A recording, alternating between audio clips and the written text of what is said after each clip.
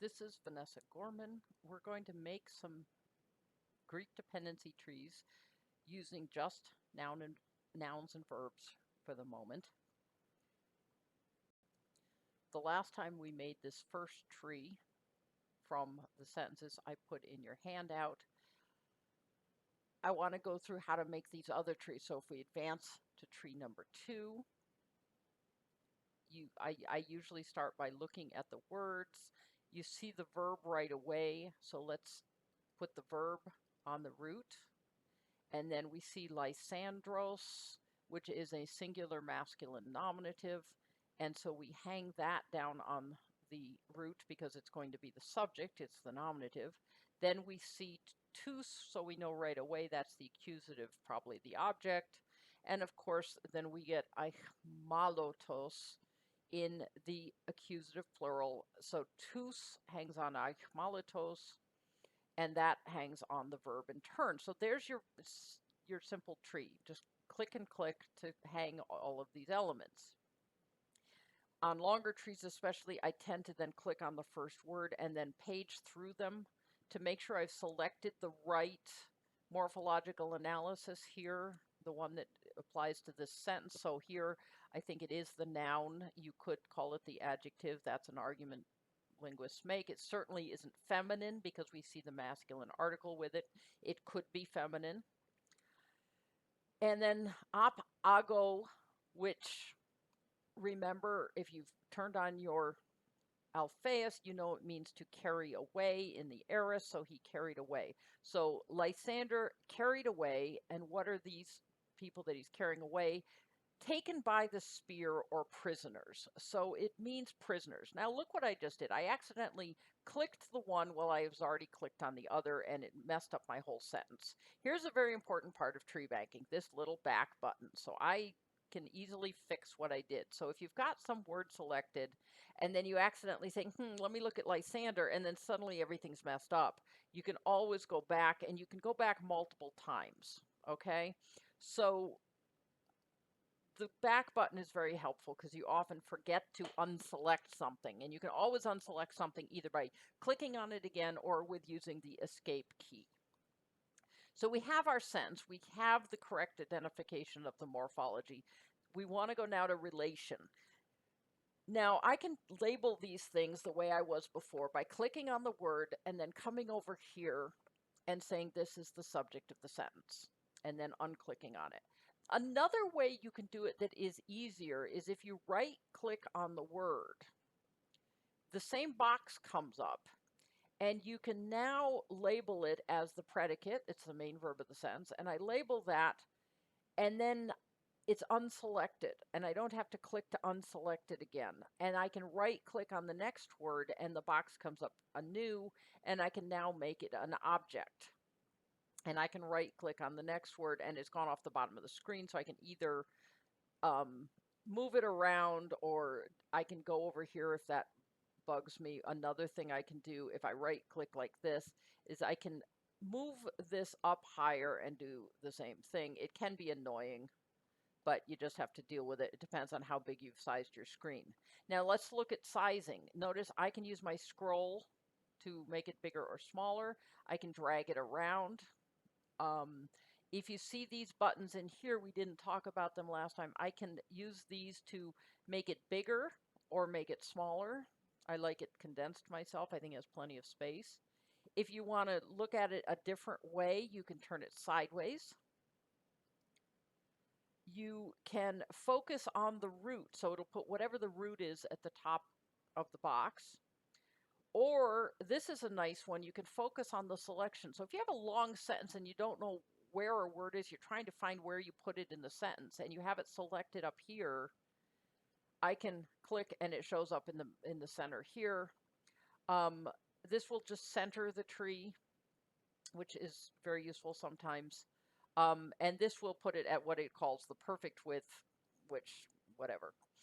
Mostly I scroll in and out to resize things, and I drag it around. If it's a long tree, it can get hard to visualize the whole thing.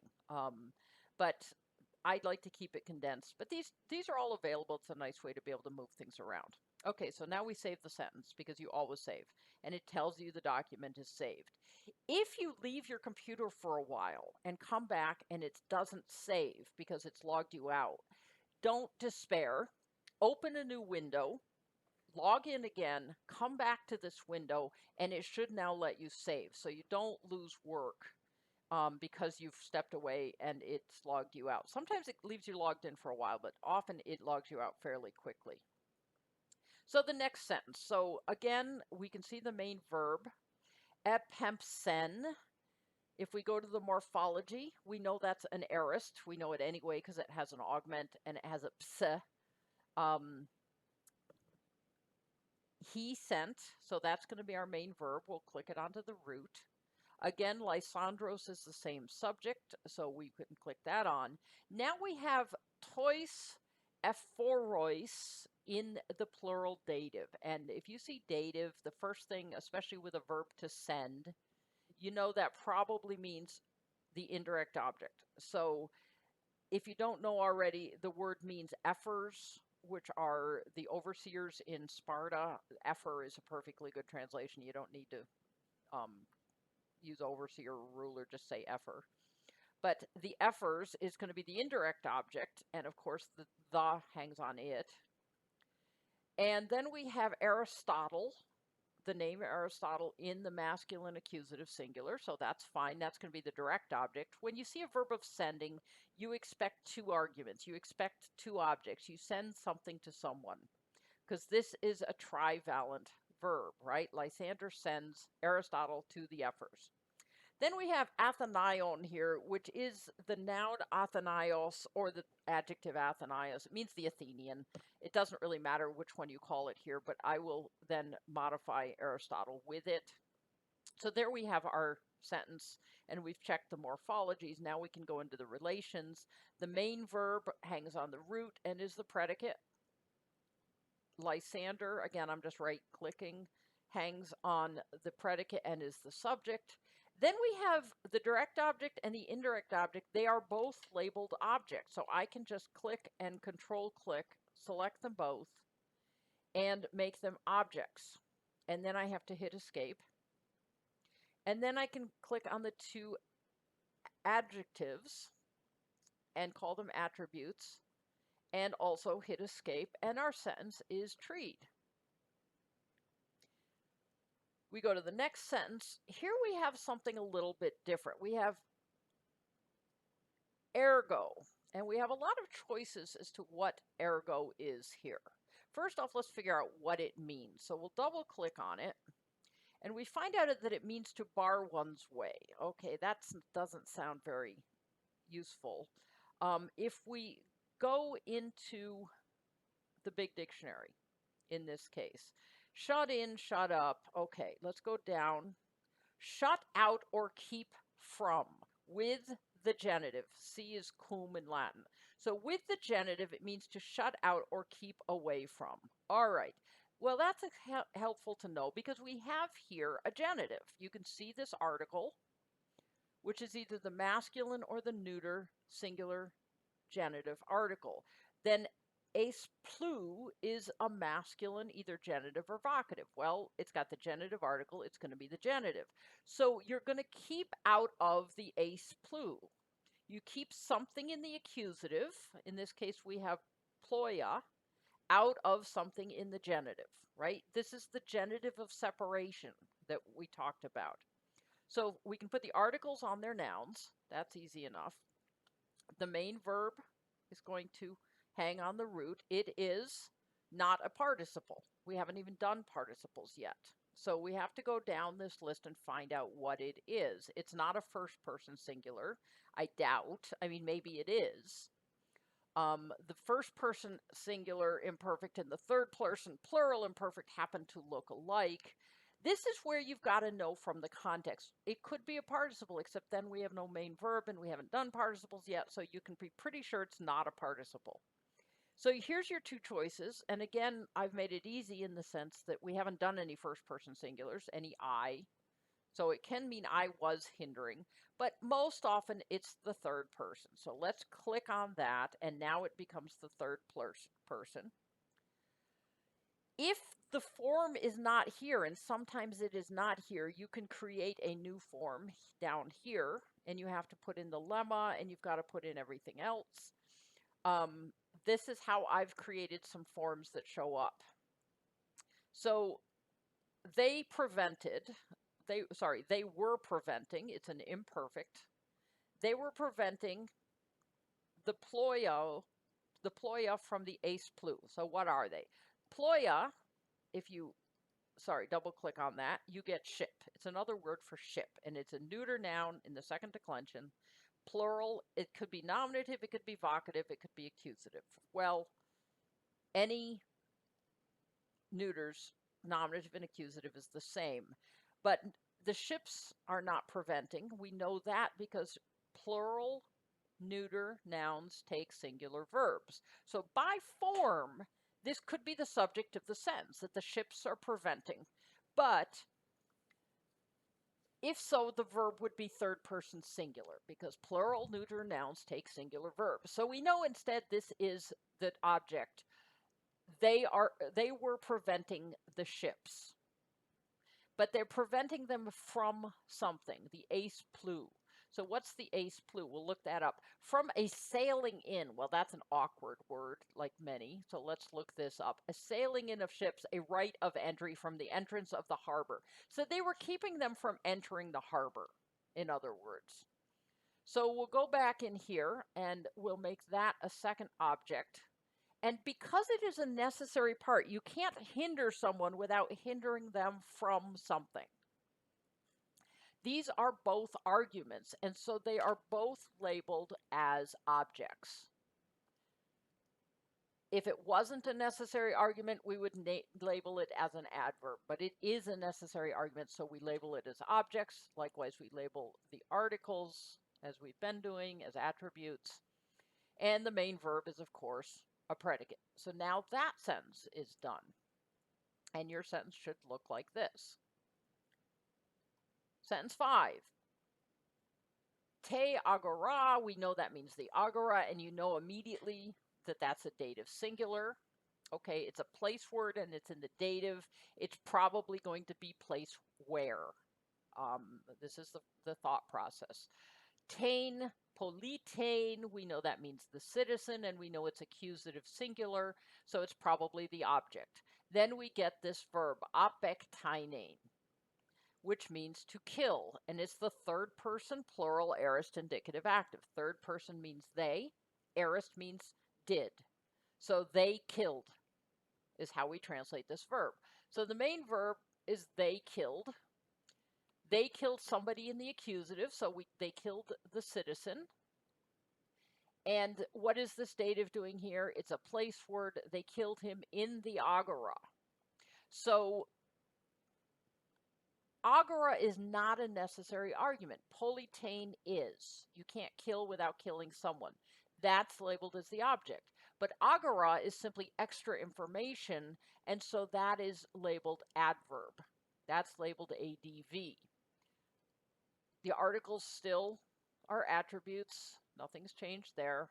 The verb is still the predicate. Nothing is changed there. Save the sentence. All right, here's another sentence. Et teleutese noso. Very short sentence. Okay, what does it mean? Let's look at this word. To finish or to die. If something is teleological, it's aimed at the end. Telos is end. So this is to make an ending, or to die is what it usually means. Third person singular aorist, so he died. That's pretty simple.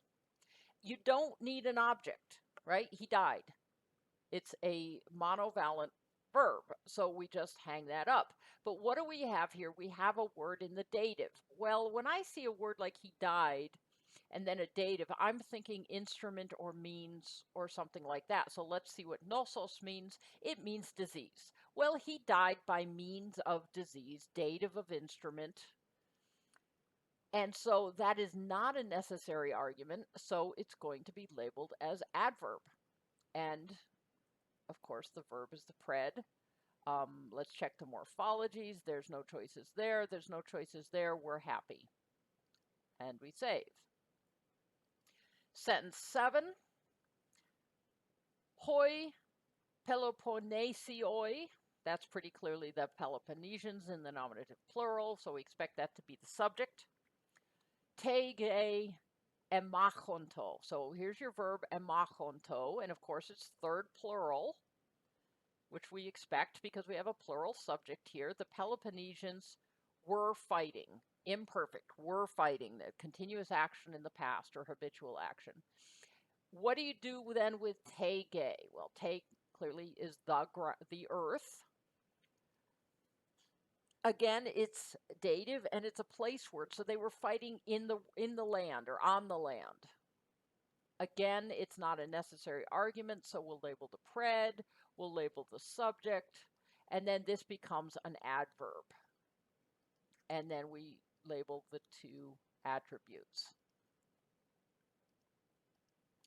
And there you are. The Peloponnesians were fighting in the land or on the land. It will make more sense in a context, trust me. Save it, move on. Hoi emachonto. Okay, emachonto is fine, right? That's your main verb. We know the verb. It means third person plural, imperfect. It's a deponent. It means they were fighting. Okay, so far we're great. But where's our noun? We don't have a noun, but we do have the article hoi. So this is just standing in for the pronoun hoi, they. And so it's an article, plural, masculine, nominative. However, it's acting like a noun, so we label it as if it were a noun. So this is labeled as the subject of the sentence because we're translating it they.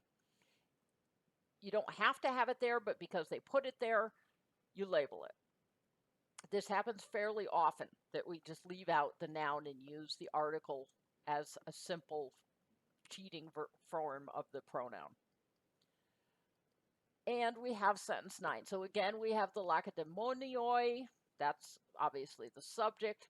We have a verb. It's another pempo verb, so we know it's another sending. It's a sending ek, which means out of. So if you click on the meaning, to send out. So you send someone out. Now, it might have where you're sending them out from, but we don't happen to have that here. What we have is we have the word Lysander in the accusative. So the Lacedaemonians sent out Lysander. That much is fine. But then we have this nowrarch. So what do you do with this word that is also in the accusative? If you look at it, the sense of the sentence is they sent out Lysander as a nowrarch, or you could say they made Lysander the nowrarch. This is what we call an object complement. It's when you make someone something. You transform the object of the sentence.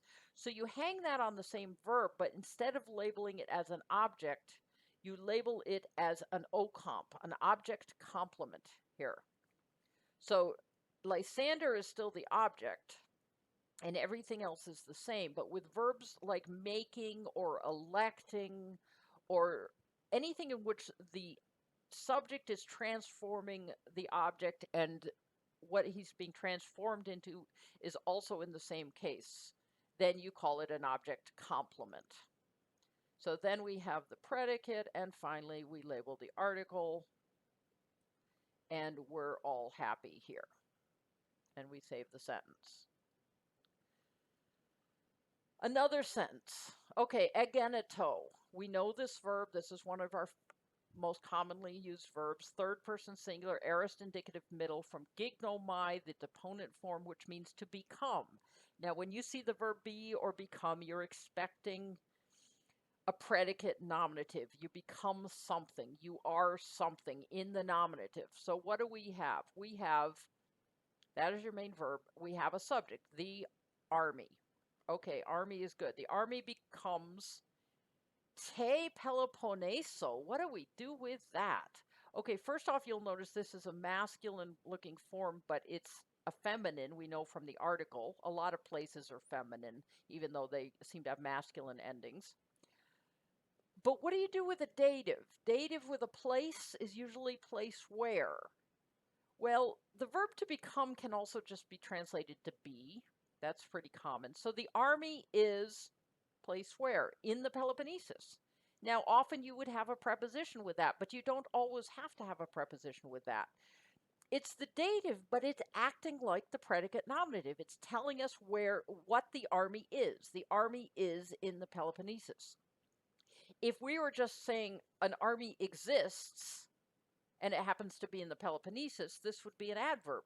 But this is actually the predicate nominative. It's telling us what the army is. It's a necessary argument of the verb. And so therefore I would argue that it is a predicate nominative. And so I would label it as such, even though it's not in the nominative case. It doesn't have to be in the nominative case if it is the equivalence of the subject of the sentence. So here's sentence 10. Finally, I'm going to cheat a little bit and move ahead and give you the word kai. Kai means and I'm anticipating the next lesson here. Kai is either the adverb or the conjunction. It can be used for two different things, but immediately it's going to mean the word and, which is a conjunction. So you're conjoining two balanced things. In this case, we have ho thrasiboulos in the nominative, the name Thrasybulus, and we have hoi hoplitai in the nominative, the hoplites. So the hoplites and Thrasybulus is your compound subject. Attach their articles to them. Then as a verb, we have boitheo in the third person plural imperfect indicative active. Notice it could also be the first person singular, but we have two nominatives already in the subject. We know it's the third person plural, so that becomes our main verb, and we know already that it means to go to help. So Thrasybulus and the hoplites were going to help. Then we're looking for who they're helping in the accusative. Well, te phulachein, which, as you probably know by now, is another word for a guard. So then we get the guard. Now, how do you label this? Well, the verb is obvious, predicate. The object is fine. The articles are all easy peasy. But what do you do with this compound subject? Well, first off, the conjunction itself is going to be labeled as a coordinator. So there's that. But then what do you do with these two subjects? How do you mark that there are two of them? Well, this is where the second box comes in here. So you mark them both as subjects, but the second box gives you four choices. Either nothing, which most things are, or they are coordinated, or they are in a positive to each other, or they are both. In this case, they are simply coordinated. We'll talk about a positives later. But since they are coordinated, we label them as subject co's. And that way we know that they're hanging on a coordinator, but they both share the verb. And then we save this as well. And since this is now darkened, it means there's no more sentences in this file. And you can now go out and you see your sentence list again. If you go into the edit XML, you will see that everything has now been labeled within here. If the head is 0, that means it is hanging on the root, the main verbs, or if they're coordinated, the coordinator. Everything has a head, everything has a relation, everything has a part of speech tag, everything has a lemma. And so here's a completed tree file, which you can download by cutting and pasting it and make it an XML file. You can download through various tools, but that's the basics of how you make a tree.